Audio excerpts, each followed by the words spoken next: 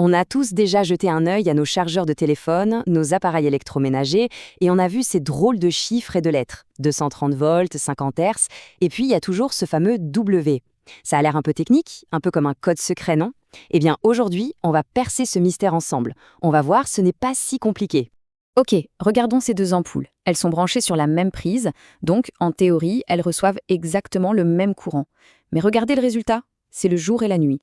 L'une éclaire super fort et l'autre, beaucoup moins. C'est quand même bizarre, non? Comment c'est possible?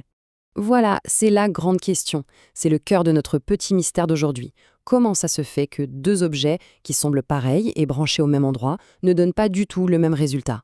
Allez, on plonge dedans pour trouver la réponse. Et attention, ce n'est pas qu'une histoire d'ampoule. Prenez ces aspirateurs, par exemple. À première vue, ils se ressemblent beaucoup, mais si on regarde de plus près l'étiquette, l'un indique P égale 550 watts et l'autre P égale 900 watts. On commence à sentir que cette petite lettre P, juste avant le W, a quelque chose à voir avec leur efficacité.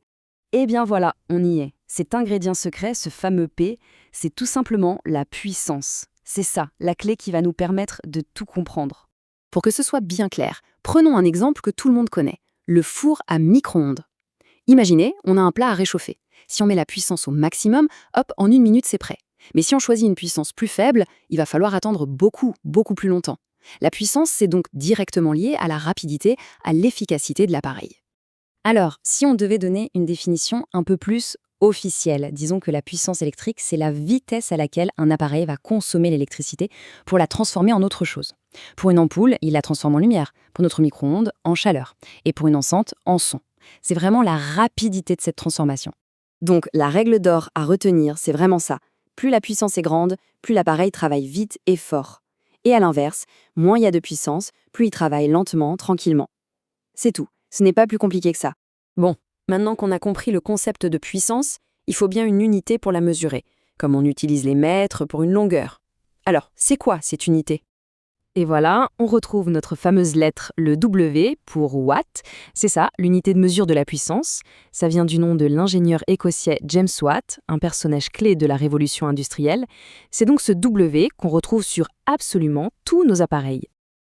Alors là, il faut s'accrocher parce que l'échelle des puissances est gigantesque. L'écart entre le tout petit appareil et la grosse machine est tellement immense qu'on a dû inventer des préfixes pour s'y retrouver. On parle de milliwatts, de kilowatts, de mégawatts et même de gigawatts. Ça simplifie bien les choses.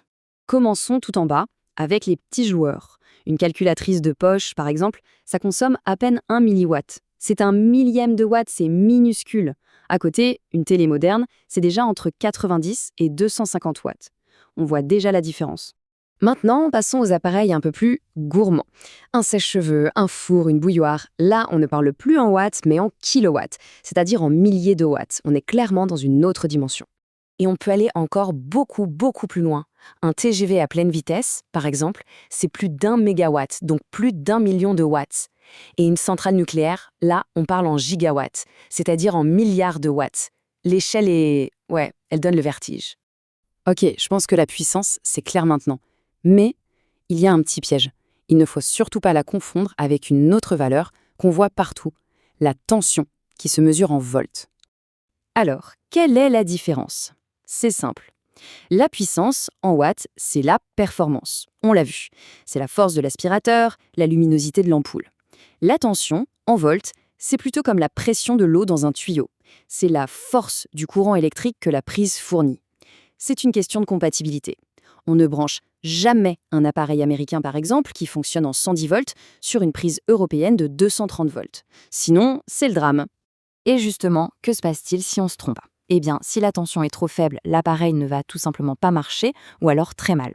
Et si elle est trop forte, comme dans notre exemple, l'appareil va griller purement et simplement. C'est pour ça que respecter la tension, ce qu'on appelle la tension nominale, ce n'est pas une option, c'est une obligation pour que tout fonctionne bien et en sécurité. Bon, tout ça c'est bien beau, mais concrètement, à quoi ça sert de savoir tout ça? Eh bien, ça sert à faire les bons choix quand on achète un appareil.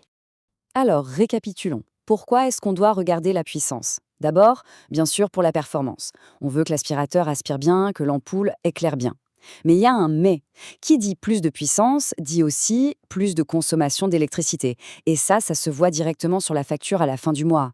Et puis, dernier point important, il ne faut pas brancher trop d'appareils super puissants sur la même multiprise, sinon, clac, le disjoncteur saute. On a tous connu ça. Et voilà, le mystère du W est résolu. Ce n'est plus juste une lettre bizarre sur une étiquette, c'est une info super utile qui parle de performance, mais aussi de consommation. Alors la prochaine fois qu'il faudra choisir entre deux appareils, on saura lire entre les lignes. On pourra chercher le juste milieu, le bon équilibre entre l'efficacité dont on a besoin et l'énergie qu'on a envie de dépenser. Finalement, la vraie question, c'est ça. Quel est le bon compromis ?